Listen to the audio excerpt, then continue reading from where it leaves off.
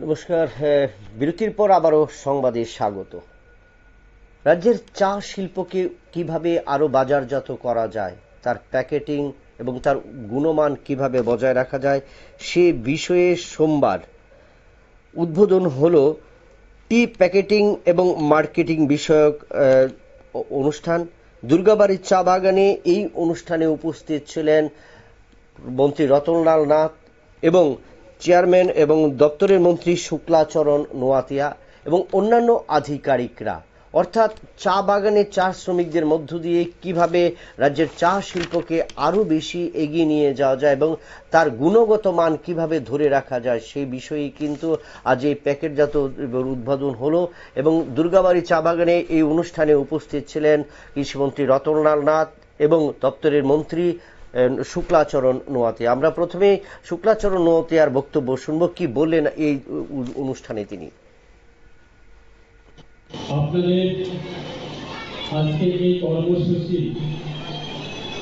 আমি ব্যক্তিগত পক্ষ থেকে আমি অসংখ্য ধন্যবাদ জানাবো যে আজকে নতুনভাবে বিগত দিনের যিনি বিগত সময়ে এই দুর্গাবাড়ি চা বাগান সমবায় সমিতি প্রায় 47 বছর ধরে আমরা বিভিন্ন অ্যাক্টিভিটিসের মাধ্যমে বিভিন্ন কর্মসূচির মাধ্যমে আমরা বিভিন্ন সময়ে বিভিন্নভাবে জড়িত ছিলেন এবং আজকে নতুনভাবে যে একটা ইনিশিয়েটিভ নেওয়া হয়েছে, উদ্যোগ নেওয়া হয়েছে, সেটা আমাদের বিশ্বাস থাকবে যে আগামী দিনে কিছু না কিছু ভালো করার উদ্যোগ আজকে চা বাগানে আমাদের বিভিন্ন অ্যাক্টিভিটিসের মাধ্যমে আমরা প্রায়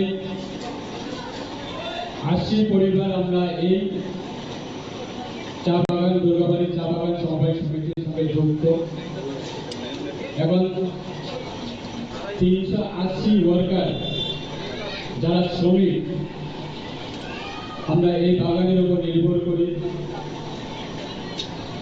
আজকে আপনারা জানেন আমাদের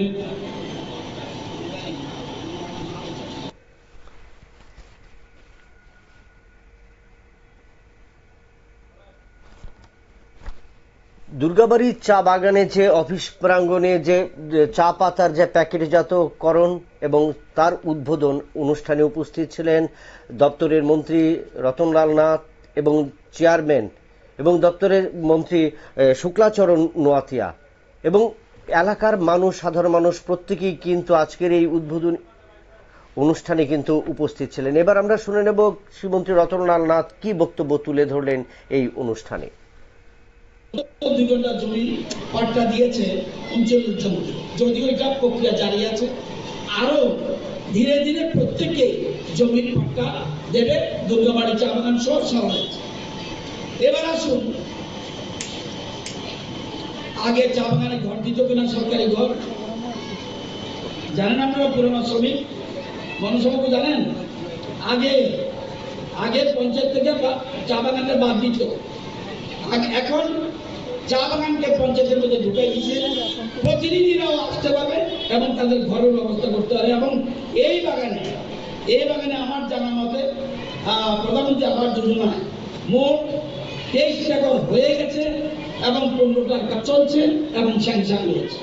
ধীরে ধীরে কোনো বাড়ি যদি তার বাড়িতে পাকা ঘর না থাকে, যদি তার বাড়িতে তার পরিবারে তার রেশন কার্ডে কোনো পাকা ঘর না থাকে, সে ঘর পাবেই, কেউ তাকে আটকাতে পারবে না। সরকারের এই নীতি, মোদীজির এই আশীর্বাদে এই নীতি জারি হয়েছে। আপনারা জানেন প্রধানমন্ত্রী আবাস যোজনায় চা বাগানগুলি শ্রমিকদের 3339 জন শ্রমিক পরিবারকে ঘরের ব্যবস্থা করেছে সারা রাজ্যে। আপনারা জানেন যে আপনারা চা নেবে কেন? আমি তো কম্পিটিশন, দার্জিলিং ঠিক হবে, শিলংয়ে ঠিক হবে, তাহলে চা শ্রমিকরা বাঁচাবে কিভাবে? এবং চা শিল্পকে বাড়াবে কিভাবে? সরকার সিদ্ধান্ত নিল 17 রেশন আছে সব রেশন শপের মধ্যে আমি ভর্তুকি মূল্যে চা দেব এবং প্রতি বছর প্রায় 4 লক্ষ কেজি চা ভর্তুকি মূল্যে বিতরণ করা হচ্ছে। তাহলে অটোমেটিক্যালি মানুষের চায়ের চাহিদা বাড়বে, চা শিল্প বৃদ্ধি পাবে এবং ধীরে ধীরে গড়ে উঠবে। এবং আমরা শুনলাম কৃষিমন্ত্রী রতনলাল নাথের বক্তব্য।